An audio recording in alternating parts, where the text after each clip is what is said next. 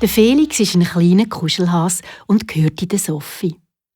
Damit sie immer weiss, wo er gerade ist, hat sie ihm ein kleines goldiges Glöckchen um den Hals gebunden. Sophie hat noch 2 ältere Brüder, den Julius und den Nikolas.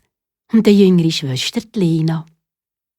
Die Mami und der Papi haben vor ein paar Wochen gesagt, dass sie diesen Sommer in der Schweiz die Ferien machen wollen.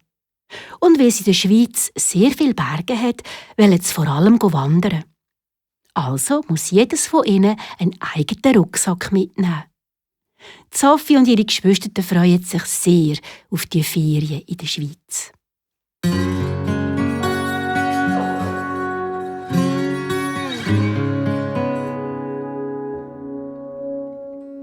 Ein paar Tage später fangen die grossen Sommerferien an.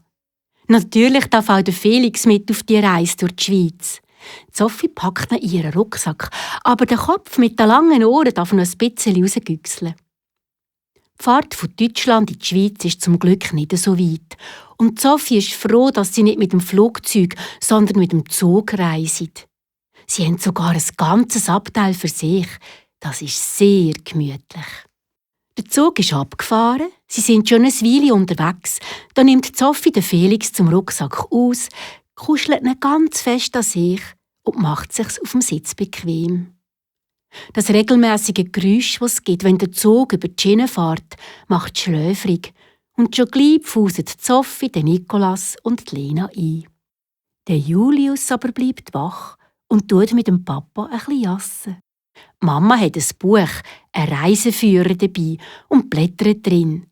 Sie staunt, wie viele Sehenswürdigkeiten man in der Schweiz anschauen kann. Die Zeit im Zug geht schnell vorbei.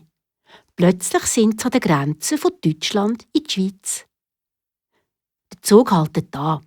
Es gibt Pass- und Gepäckkontrollen. Aber sie müssen nicht einmal aussteigen. Alle können am Platz bleiben und warten, bis der Zollbeamte vorbeikommt. Das ist sehr gäbig. Nach einer Viertelstunde geht es weiter. Ja, die Zugsreise ist wirklich sehr abwechslungsreich. Sie fahren an Seen vorbei, durch unzählige Tunnel, dann wieder über Brücken. Und schon bald sind sie mitten in den Bergen. Alle staunen. Es hat darum auf ein paar Berggipfeln noch Schnee, mitten im Sommer.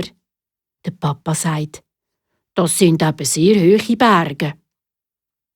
Das erste Ziel in diesen Ferien ist Zermatt, ein beliebter Ferienort im Kanton Wallis, etwa auf 1600 Meter über Meer. In Visp müssen sie dann in die Matterhorn-Gotthardbahn umsteigen. Das ist eine Schmalspurbahn und fährt ein bisschen langsamer als der Intercity-Zug, den sie bis jetzt hatten. Aber es ist gut, dass er ein bisschen langsamer unterwegs ist. Die Fahrt von Visp nach Zermatt ist nämlich wunderschön. Sie kommen an saftigen Wiesen vorbei, an wilden, rauschenden Bächen, es hat steile Schluchten, dort einen hohen Wasserfall und die vielen Bäume an diesen steilen Berghängen. Der Papa sagt, dass es im Oberwallis sehr viele ganz alte Arven und Lärchen gibt.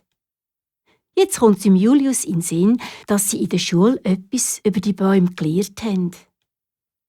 Die Lärche, das ist in Europa der einzige Nadelbaum, der im Herbst seine Nadeln verliert. Und zudem werden bei den Lärchen die Nadeln, bevor sie auf den Boden fallen, goldig gelb. Stimmt, Julius, du hast in der Schule aber gut aufgepasst, findet die Mama. Bald sind sie in Zermatt. Der Papa sagt, so habt ihr eure Sachen beieinander, wir steigen dann etwa gleich aus. Sophie packt den Felix sorgfältig in den Rucksack, aber das Mal tut sie ihn ganz zuunterst rein, damit er ja nicht verloren geht. Und sie flüstert ihm zu. Weisst, jetzt müssen wir dann bald aussteigen und ich will dich auf keinen Fall verlieren. Plötzlich ruft der Nikolas. Wer von uns sieht als erstes Matterhorn? Was für ein Horn?